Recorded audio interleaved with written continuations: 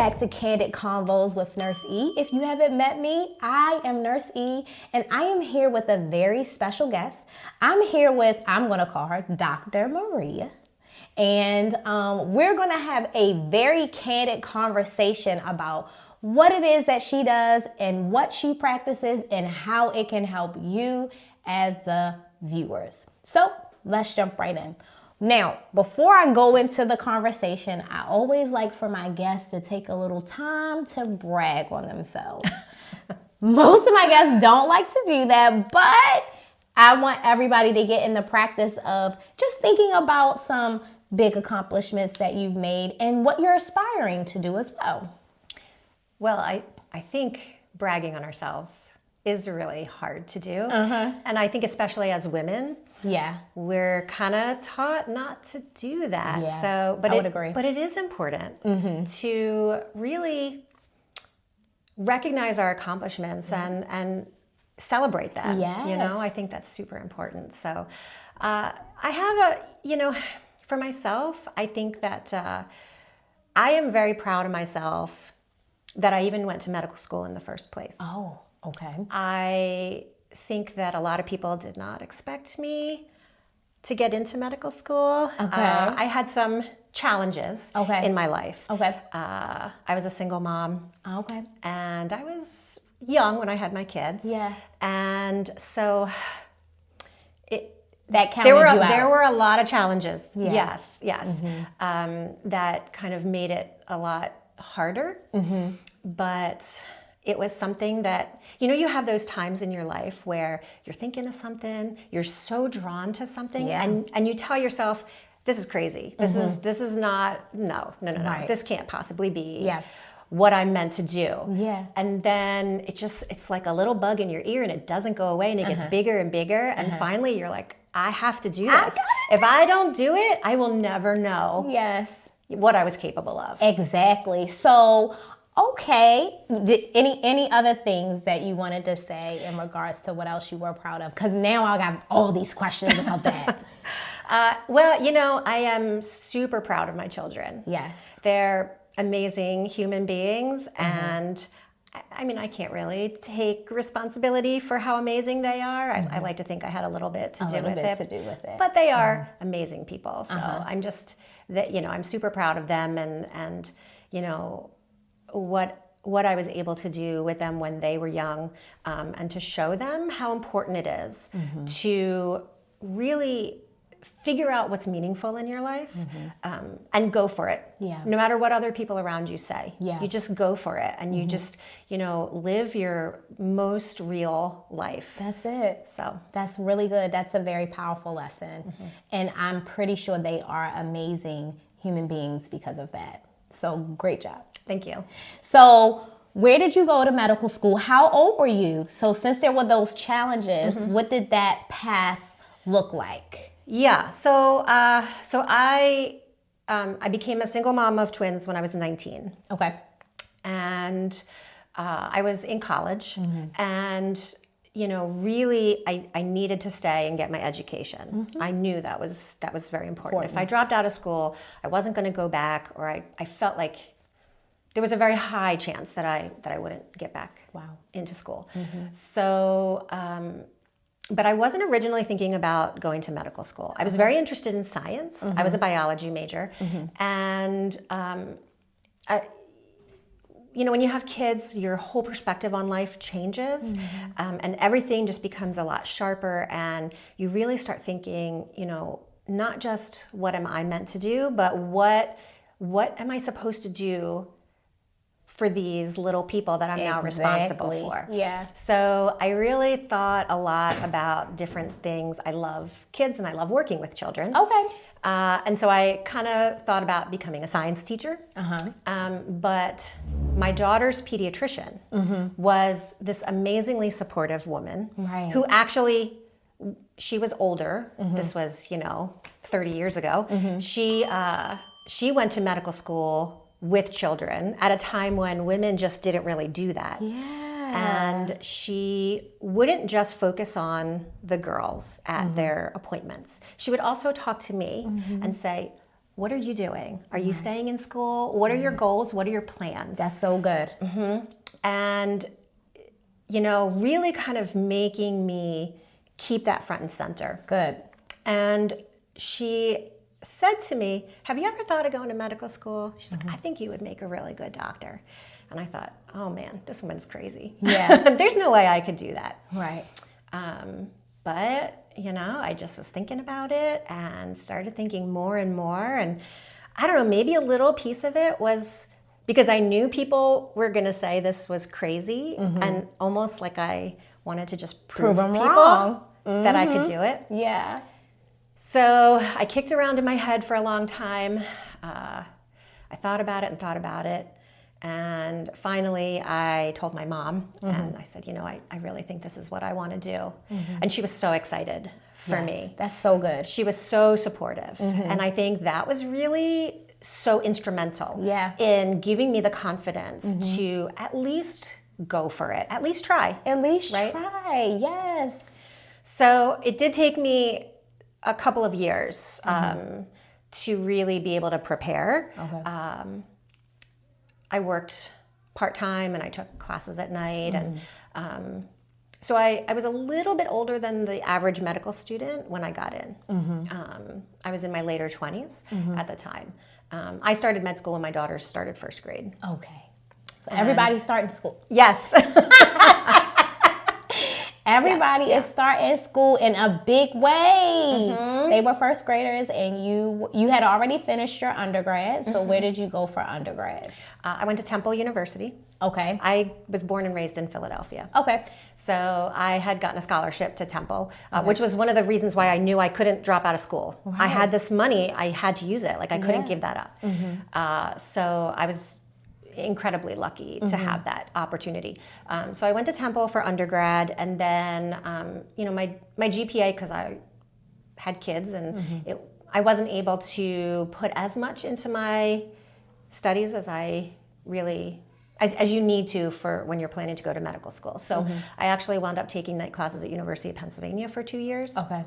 Just to boost, I mean, I already had all my prerequisites. I needed to boost my GPA and Gotcha. prove to people that I can handle the coursework. I can handle all of it. I can do it. Yeah.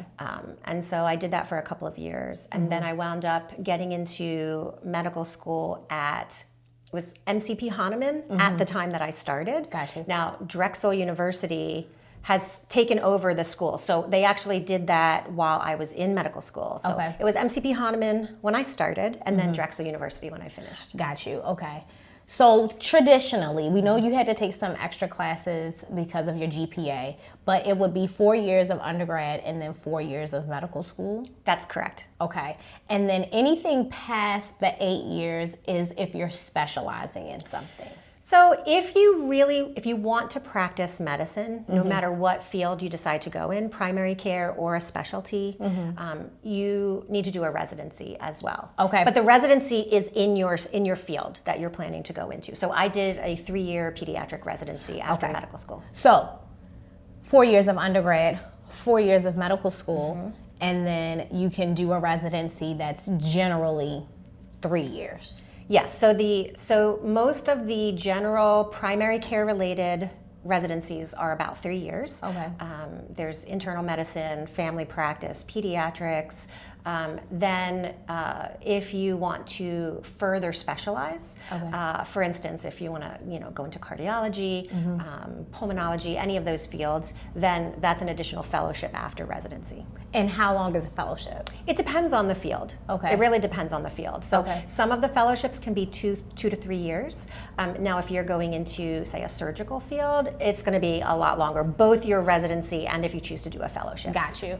So we're looking at, for medical school, 4 plus 4 plus at least 3, we're at 11 years minimum. Yes. Okay. Got you. Do you have it? Put 11 years if you want to go to medical school in the comments. Put it in the comments. Okay. So you get out of school, you're practicing as a pediatrician, and how long did you practice as a pediatrician? So I graduated from residency. I completed my residency in 2006. Okay. So 19 years Okay. now. And I went out of residency into hospital-based pediatric medicine. So that's primarily where you've been working, hospital-based? Yes, that's correct. Okay. But you have a passion for lifestyle medicine. Well, I didn't know it at the time, back then. How did that, you continued to work in pediatrics even to today, but how did your career transition into lifestyle medicine? So that's a great question. A loaded question. Yes, well, there were a few kind of turns that I made along the way. Okay. You know, really, I think that I started practicing pediatric hospital medicine, and there's a lot of things that are amazing about what I do, but you could be doing a fantastic, important job and not feel like you are fulfilling your purpose. And I felt like there was more. Okay. There was something more that I was supposed to be doing. Got you. And I didn't know what it was. I really didn't know. And when you think about our current medical system, our medical system has evolved over the past several hundred years based on acute disease management. So, you know, you think a couple hundred years ago, what were people dying from? They were dying from, you know, infectious diseases like, you know, cholera and pneumonia and tuberculosis. They were suffering from injuries, you know, these kind of things that you're fine until you're not fine. And then you need an intervention to fix you, right? Exactly. So there's a reason why our medical system is the way it is today. However, with all of the advances that we have made in, you know, health, like population health, better basic nutrition, clean water, immunizations, all of these things have really made so many of those other diseases extremely uncommon. And that, along with particularly since the early to mid 20th century, we've really seen a huge influx in things like processed foods, packaged foods, fast foods, convenience, right? It's all about convenience. It's all about how can we get things quicker, faster, cheaper. Unfortunately, those foods are not nourishing our bodies. And so we have this combination of things going on that now people aren't dying of cholera, right? And pneumonia and tuberculosis and those types of polio and different things like that. They are living longer but sicker the entire time. Well, yes, and you know, we also have inadvertently created a society that allows us to be minimally physically active. We really don't move our bodies. We have stress from basically every angle all day long. And we don't really, most people aren't taught how to manage stress. We wear lack of sleep like a badge of honor. So all of these things kind of come together to promote these chronic diseases like heart disease, diabetes, certain forms of cancer, alopecia, like psoriasis, inflammatory diseases, autoimmune diseases. All of these things are really, they're promoted by our lifestyle. And, you know, I personally, like I was saying before, I just kind of was feeling like something was missing. Like I was meant to do something else or something additional. And I also at the same time myself was not feeling healthy. Because they don't teach you in medical school how to be healthy. And they don't teach you how to make your patients healthy. They teach you how to recognize that something's wrong, symptoms and how to treat these symptoms. That's it. So it's really symptom management that's the cornerstone of medical care today. And so, all this time that I was spent, in class, working, on call, spending, 30 hours at the hospital, going home, trying to spend time with my kids, doing all that kind of stuff, meeting my husband, getting married, life, right? Things were super busy. And I was eating whatever food I could get my hands on. I was not exercising. I did not grow up with a love of exercise. So I was not active. I was very sedentary, even though I was busy, and really eating some pretty terrible food for my body. Gotcha. And too much food. So when I kind of got into my 30s and I was finally finished with all of my education and training, and I was working and just thinking, like, what's next? I couldn't walk up a flight of stairs without getting out of breath. I was heavier than I was when I was pregnant with twins. Oh, wow. And just feeling very unhappy with myself and where I was. So let's go to the foods. I want you to let the viewers know, like, what were some foods that you were eating? Because a lot of times people want to know, well, what can I eat? Because when you tell them what they can't eat, they don't know what they can eat. And so we'll get to what you can eat later. But let's list off some things that you were eating, just in general. Like, of course, in medical school, that's a high stress time. And then you have the twins and, you meet your husband, those different types of things. So people don't realize what stress eating looks like. You know what I mean? Because we're always stressed. You know what I mean? But if you always have a craving for like sugar and different things like that, that is a stress response, and your body wants something to help it manage the stress. So list off some foods that you can remember that you ate. So I love French fries. Oh. Fast food French fries. Oh my goodness. Yeah. So good, right? Like, of course, people love French fries. And they're quick. They're quick. Anything that was packaged that could fit in my pocket, that I could take on the go and I could eat on the go. So, quote, healthy kind of like granola bars that are very high in sugar. Peanut butter crackers. Yeah. Cereal. Cereal. Sugary cereal. She's reminiscing, you guys. Yeah, I actually don't miss any of these foods now. But back then, yes, I definitely was, And I also, the other issue is that I didn't know how to cook well, and I didn't really like how to cook back then. Okay. So I would do things where, you're growing up, you're, here in the United States, and we're taught, like, you got to have your meat, you got to have your starch, and then you got to have your veggies. And that's how you build your meal. So it would be like meatloaf or ham or chicken or whatever. And then I would get the boxed potatoes and cheese. Right. That were so quick and easy. Yeah. That's the kind of stuff that I would cook for dinner. And you need it quick and easy because of what you were in school. And so I don't fault people for needing or wanting quick and easy, because you've just had a high stress day. You've got to pick the kids up from daycare. You've got to go to school, or you're taking a class, or you're getting a certification, or, the kids have practice. So I understand, but it's killing us and we don't even know it. Well, that's true. And so just like you make your career a priority, you make your children a priority, right? I mean, come on. Nothing is more important than that. Nothing is more important than that. But you got to make your health a priority. Yep.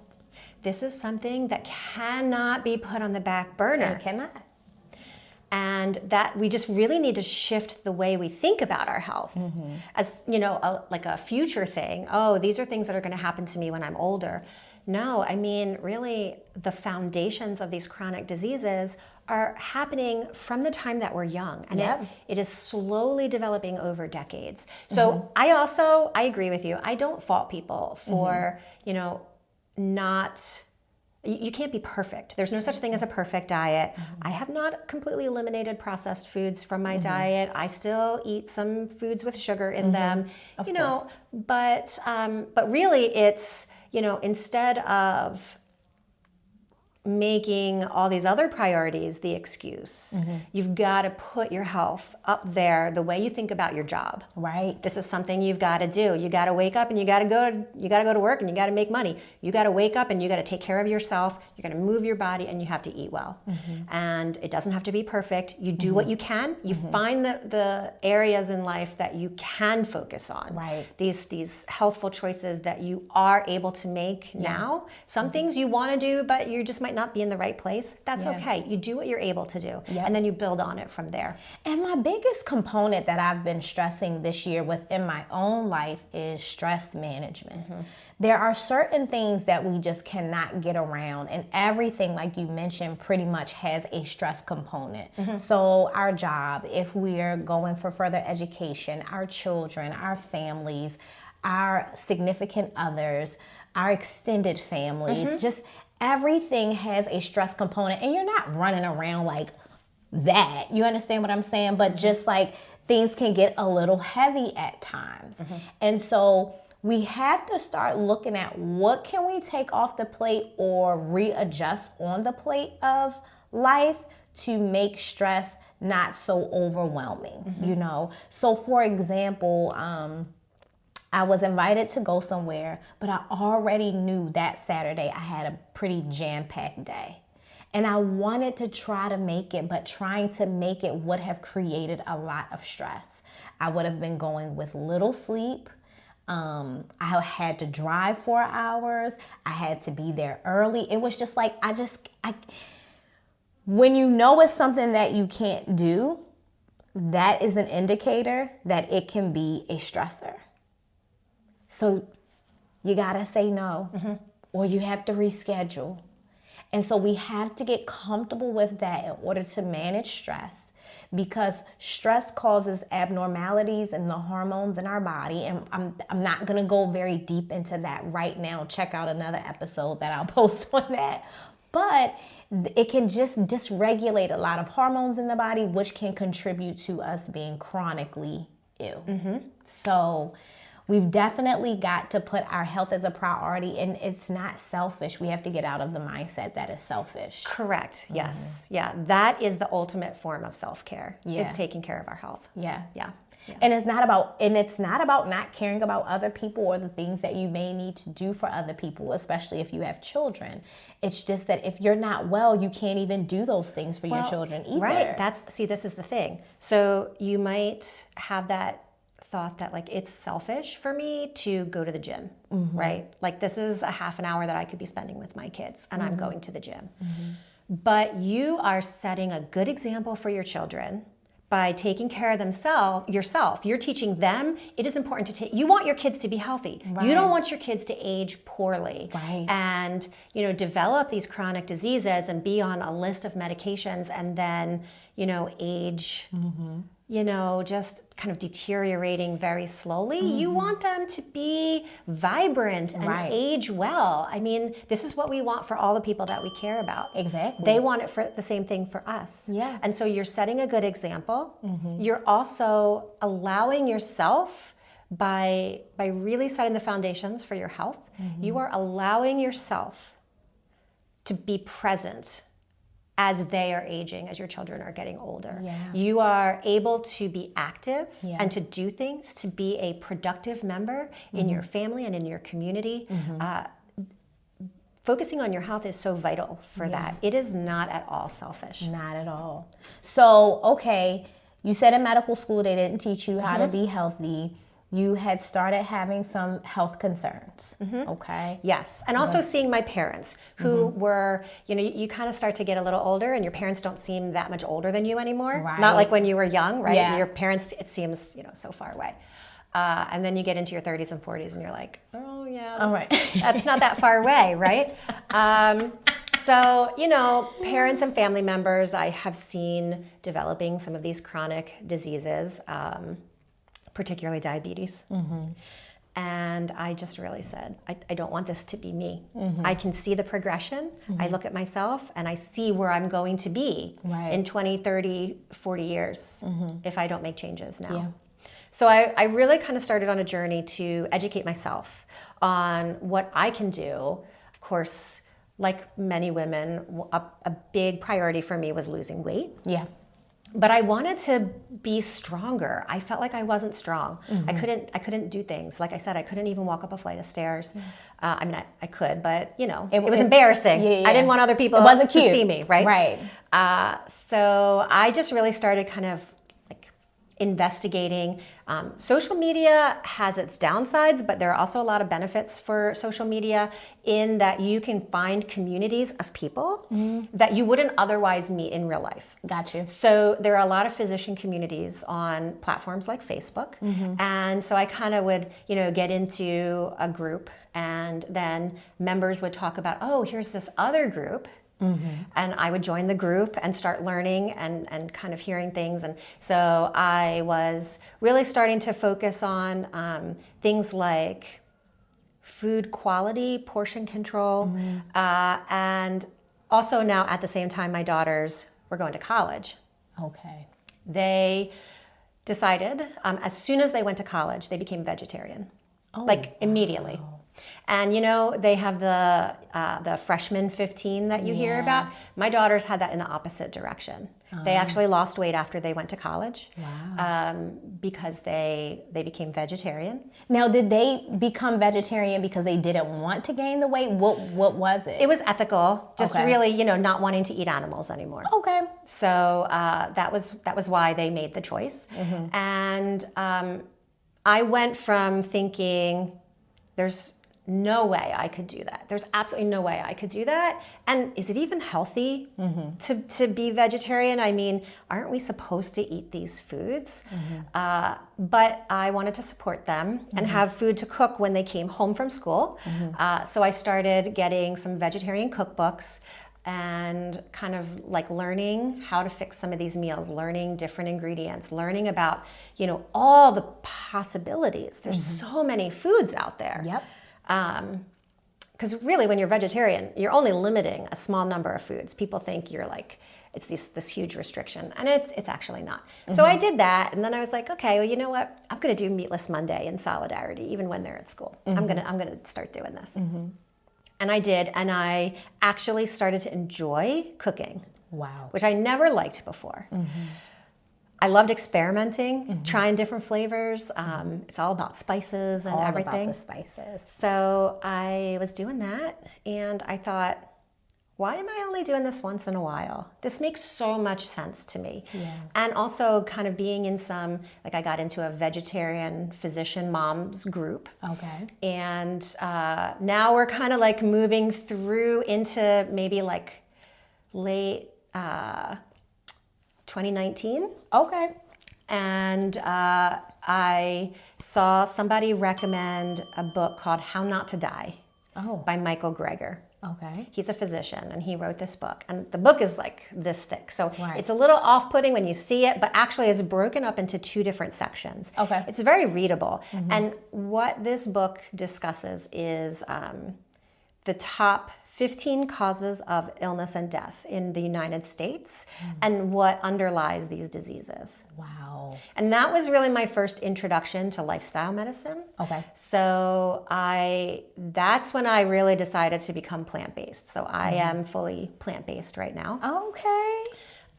And then I started investigating lifestyle medicine. And when I learned about lifestyle medicine and what it actually represents, that's when I had that little, I don't know, like a light bulb moment. And I was like, this is what I need to do. This is what I need to tell people. Yeah. And if it's this hard for me as a medical professional, how hard is it for the average person? Right. There's so much misinformation out there, and people don't, you know, some of it is intentionally misleading, you know, to kind of move you away from, you know, the things that you could do and to the things that they want you to do. So there is a bit of that involved.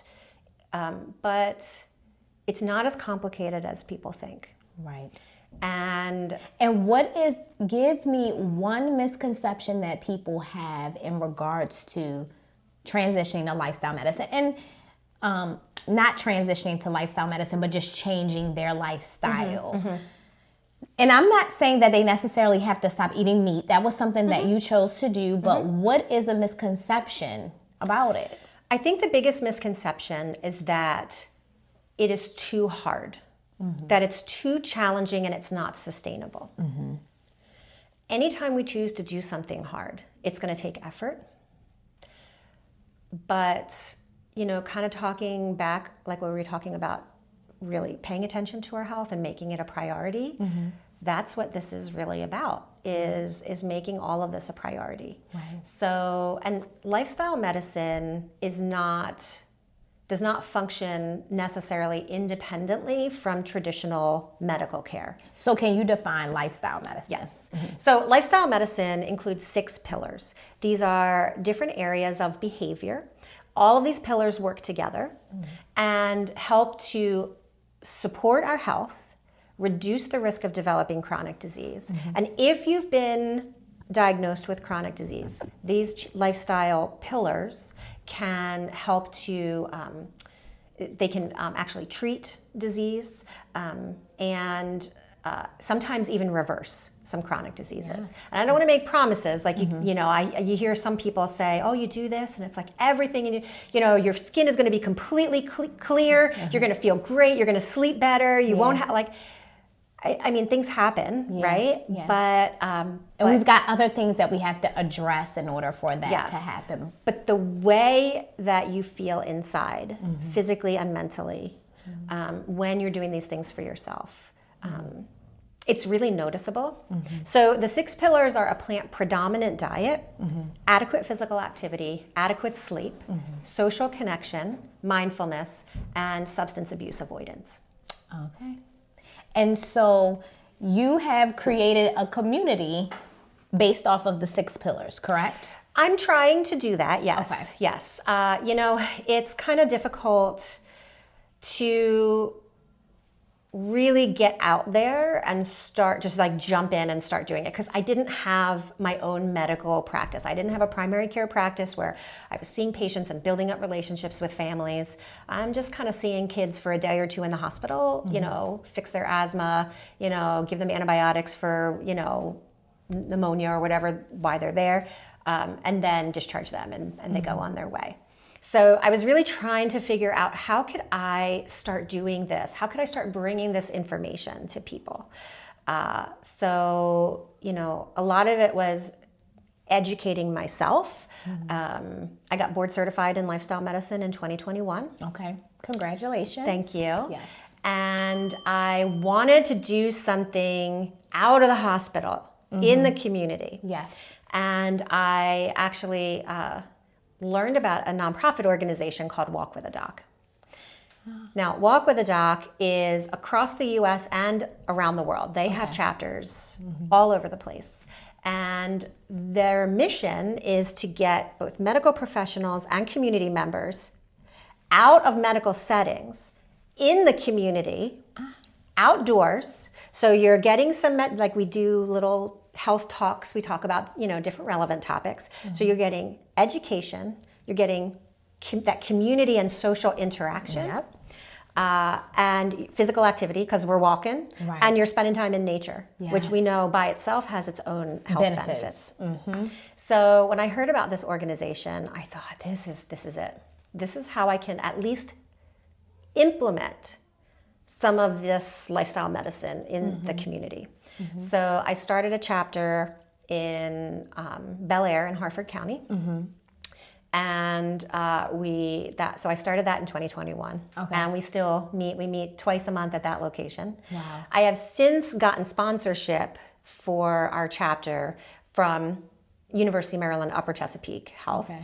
And we started a second chapter in Joppatown. So we have the 2 chapters in Harford County right now. Right. And between the 2 chapters, we walk 3 different times a month. Wow. Getting different, you know, medical professionals to come out and talk about topics. And, you know, it's nice because people are really hungry for this kind of information.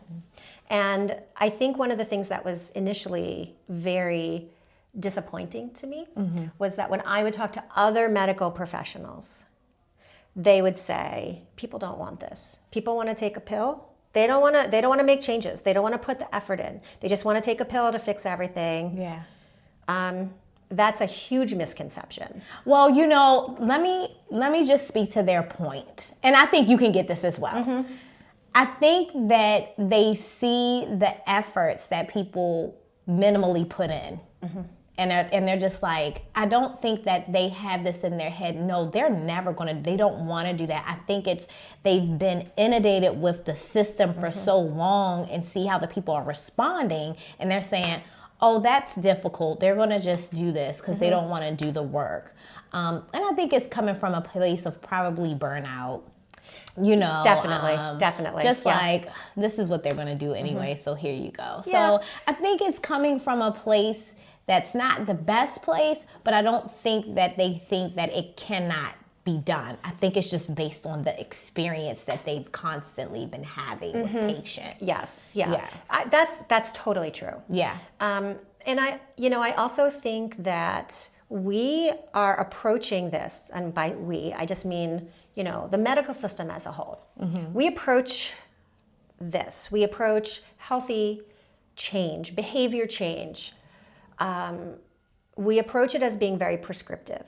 Okay. So right now, you set up a 15-minute appointment with your doctor. You've got all these things to talk about. They tell you, all right, you need to exercise. Right. You need to eat better. You need to eat more vegetables. And you need to take these medications. Everybody knows they're supposed to eat better and exercise, right? So your doctor just telling you that and not giving you any kind of resources or support. And it's hard because the doctors don't have time, right? Doctors are not educated in how to facilitate behavior change. Yeah. So that's not something that we learn in our training. And you don't have the time. You are getting paid based on how many patients you see and how much you do. You don't get paid for how much you talk. And it's not any one person's fault. Right. It's just the system. We have a system that's just not evolving and not working. Right. And so also when you tell someone what to do, like I could tell you, you can tell me what's going on in your life. And I could tell you, okay, you need to do X, Y, and Z. These are the things that you need to do and you're going to feel so much better. That's not giving you any agency in your life. We need to recognize that people have to be the drivers of their own behavior change. You've got to want to do it. Right. You've got to want to do it. You've got to be in the right stage because not everybody's in the right stage for change, which is okay. Yeah. That's fine. If someone is in a stage where they have tried over and over and over again to lose weight, they lose weight following traditional diets and that kind of thing, and it always comes back, and every time it comes back, it goes up a little bit more, and then a little bit more. And over time, they have just lost all sense of self-efficacy to be able to actually make this change happen. They don't believe that they are capable. So then somebody telling them they need to lose weight, is that going to be successful? It's not. It's not. It's not when they've tried everything that they think they're supposed to be doing and then it's not successful. Yeah. Or the results are not maintained. Yeah. You have to have buy-in from yourself. I want to change. I want to do this. I'm going to do this. And then the instruction that is given by a provider will be received. Because it could be like, you know what, you've gone over with me, my cholesterol is elevated. And I'm like, and you're like, hey, your cholesterol's been elevated for the past 6 months, we're gonna need to put you on something. Well, I don't wanna get on anything. Okay, fine. Are you ready to do what needs to be done in order for the cholesterol to lower? I'm ready to do whatever it is that needs to be done. Now you can give me a plan. Yes. And we also need to loop in other professionals who have the ability to sit down with people. So I actually became a Well Coaches certified health and wellness coach last year. Okay. Because I wanted the tools to be able to sit down with people and let them figure out what is their definition of health and well-being. Yes. What does it mean to them? I can tell you all day long what I think you should do. Right. But you're the expert in your own life. Right. So you get to say, this is what's really meaningful to me. This is what I want to create. This is what I want to see happen in my life. Right. And then what are the things that you specifically can do to start making that happen? Yep. You know, I might think that a person who smokes, number one thing to impact their health for the positive is to quit smoking. But they might say, I have such a stressful job right now. I can't, I tried quitting. I'm not going to be able to do it. I'm just not going to be able to do it right now. Right. But I think I can maybe start doing this, maybe start focusing on ways to relieve stress. Exactly. So start, a walking routine. Right. Or, figure out ways to like reconnect with people and build up relationships with other people. Activity that you used to do and that you enjoyed doing and just start doing that. How can I start, cooking some more meals at home instead of eating out as much? Yep. And really getting all that antioxidant and anti-inflammatory, those nutrients in your body to help reduce cellular stress. Right. And then they can do that and then start feeling positive. And then maybe at some point down the road, they could say, you know what? I need to quit smoking. And it'll be like cold turkey. Because you've already implemented these other things that can And help. if all you tell someone is you need to quit smoking, you need to quit smoking, you need to quit smoking. I'm not saying we shouldn't tell people about the negative effects of smoking. Yeah. But to say, how are you feeling about this? How are you feeling about quitting? How are you feeling about making this specific change? You're really thinking about it. You're really feeling positive about it. Okay, let's figure out who we can loop in to make that happen, to help support you and give you the accountability that you need. And if you say that you're not ready for this particular change, you know what? I'm here for you. When you're ready to make that change, Just let me know. I'm here for you. That's it. That's what I like. That's the type of healthcare that I like to give. I want you to have the responsibility of it because I'm not going to be with you when you're sitting on the couch and you're watching TV and you haven't gotten up all day. I'm not going to be with you while you're at work, you're working from home, and you're not doing your stretches at your desk when your neck bothers you or when you have back pain. I'm not going to be with you to coach you through all of those things. You only have yourself. And so I love for individuals to be responsible for them. And then I can give you the tools to help you be responsible for you. So yeah. So you went into lifestyle medicine. You became certified in 2021. Yes. Because of some health concerns that you had. Yes, and just generally wanting to learn how to be. I didn't have any diagnoses at the time that I was trying to treat. Right. But You I just wanted didn't to feel prevent. well. I Right. wanted to prevent, like, diabetes is my number one thing. Yeah. I do not want to develop that. It's a challenge. It is a treatable disease. It's a lot easier to avoid it than to treat it once you have it. Okay. So I really felt like this was my why, right? Yeah. Because you got to identify what your why is. So Yeah. this was my why. Yeah. And so I started, I became plant-based and I joined a gym and started exercising. Yeah. And kind of realized like, I actually like strength training. Right. I didn't think I was ever going to like it. I still don't like cardio. It's not, Yeah. I do it, but strength training is a lot of fun for me. So if you don't mind me asking, how much did you weigh at the time? And then when you started this transformation, what did your weight come down to? So I weighed 165 At pounds. that time. Yes, when I kind of started everything. And the weight has gone all over the place. My weight right now is around 145. Okay. I also, when I was 165, didn't have any muscle at all. Like I was really, and I've gotten to the point in my life where the number on the scale is not important. Gotcha. I mean, it's a little important. Yeah, of it's a little. course, yeah. We're taught from the moment we're born that what we weigh is super important. Yeah. And we should always be striving to lose weight, no Yes. matter what we look like. But you could be a very thin person and be very unhealthy. Yes. Weight measures your gravitational pull on this planet. It does not measure by itself. It doesn't measure your level of health or fitness. And weight also is an indicator that the body is trying to fix whatever is going on. That's what a lot of people, so I'm into functional medicine, she's into lifestyle medicine. So I look more at how everything is functioning.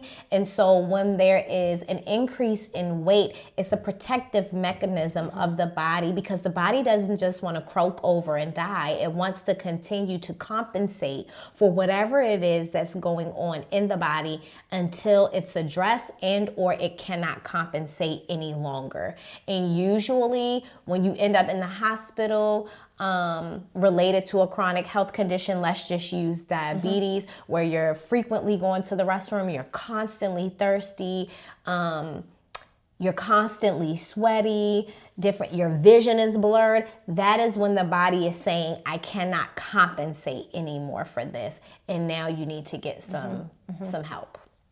And then we're thankful for the hospital system at that time, because in acute times of distress with your health, the hospital is definitely where you need to go to get help. But if you want to manage your life and your health and longevity every day, then there are things with lifestyle medicine that you can do that doesn't put you in an acute phase of distress with health. It allows you to be able to continue to live for a very long time without having to go to the hospital in crisis. Yes. We need a multifaceted approach. Yeah. It's not a one size fits all for people. And so when we just have this disease management system, it's not going to help prevent all of these issues. And, chronic diseases, I mean, that accounts for, 80 to 90% of the healthcare budget, and it's growing. And the word chronic means that it's lasting over 3 months. So if something is chronic, that means we've been dealing with it for a very long time, which means that we have to make changes in order to not deal with it anymore. If that makes sense to you guys. If it does, put that makes sense in the comments. So I have a question before we end. What has made you not fully transition into seeing clients specifically for lifestyle medicine? So there's a lot of different models that you can choose from when you are deciding to work with people. And there, unfortunately, a lot of these modalities that we have come to discover are incredibly meaningful, are not covered by insurance. So that's a difficult issue, right? I mean, people that really need this help, this support, and this information often can't afford it. Yeah. So I have actually started working one-on-one with clients to do health coaching. And, my goal is to keep it reasonable. You see people who charge thousands of dollars to do coaching. And I mean, good for them. Bless you. Thank you. What works for them.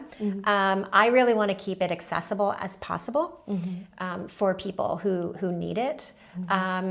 But I've been really trying to think of how can I make it as accessible as possible. So right now I'm doing a couple of different things. So I have some volunteer activities like the walk with a doc. It's so personally rewarding to do. And so I do volunteer my time to do that, because I think it is, I see the benefit, how much people enjoy it. And just like, we have a lot of older adults that come out, that social connection, getting out of that, isolation, especially as we were coming out of COVID. That was really, really important. So, I do that. I started doing plant-based cooking classes. Now I recognize that not everybody is at a point where they are ready to go fully plant-based. I think that there are certain foods that are really helpful to avoid. But most importantly, I want people to shift the focus for not looking at all the things I do that I'm not supposed to do this. I'm not supposed to do this. Yeah. Let's shift the focus and let's think about possibilities. Yeah. So when it comes to diet, what are all the things you can eat? What are the things that you could start like having fun with and being adventurous? So many people are afraid to be adventurous, and it gets worse as we get older. But people try things and they say, I did not think I was gonna like this. Yeah. So my goal with the cooking classes is to just help people figure out how to get more plants on their plate. Got you. That's what I want. That's it. That's what I want. That's just easy. Whole grains, leafy greens, Yeah. particularly, but all veggies. Yeah. And more fruit. Fruit is like, that's nature's snack, right? Yes. And then legumes. So beans, lentils. We don't eat enough beans in the United States right now. And they're like little powerhouses with fiber, protein. They feed our beneficial gut microbes, which we're discovering how impactful a healthy gut microbiome is for every single organ in our body. Like it doesn't just help you stay regular. No. Right? It helps detoxify your liver, detoxify your kidneys. Improve brain health, improve mood, your reduce thyroid. symptoms of anxiety and depression, cardiovascular health, yes. So allergies, sinuses, everything. Yes, strengthen our immune system. Yep, all of that. All of it. Yeah, yeah. We could sit and talk about that all day. Oh my goodness, I could talk. Let me tell you. I could talk a lot. I could definitely talk a lot. So you have different programs in place that allows you to be able to help those that need it in the community with lifestyle medicine. Yeah, so those are the kind of things that I'm doing like right now. Looking forward, and I'm kind of thinking, how can I scale it both for me and for other people who need it? And honestly, I think one of the best things that we can always do when we're wanting to work with other people, what is impactful for me? Like coming from a place of where am I at? Where was I at? What did I need? And are there other people who need this too? Right. So I'm in my 50s now, and I 100% understand the struggle of not feeling well, not having energy, wanting to lose weight, but transitioning from the weight as a sole marker, as a sole goal, into, how can I just globally have more well-being? And how can I age well? How can I age joyfully? So what I am really kind of thinking about now moving forward is, we've got a lot of women who are wanting to lose weight and be healthy, but lose weight. The GLP-1s are very appealing. Yes. And I think that, I'm not anti-medication. I think that medication in the right situation for the right people is so incredibly beneficial. Yeah. What I don't want to see is that the medications become a Band-Aid to like help someone lose weight, but they're not actually focusing on their health. Exactly. And so how can I help women that are similar to myself in this kind of perimenopausal age range, starting out from wanting to lose weight, but really thinking about moving past the number on the scale and what are all these other factors that are important measures in my health. Correct. And labs are, one piece of that, but like your level of physical fitness, doing strength training, because not enough women, it is becoming more mainstream for women to lift weights, but not enough women do it. And I think strength training, between eating more plants and strength training, those are probably the two biggest things that I think are going to be the most impactful for you. Yeah, a woman that's going to be a powerhouse. A powerhouse. If you could do strength training and eat more veggies, you're going to make a big impact on your overall health in a way that you could never believe. Stronger muscles, stronger bones. Yes.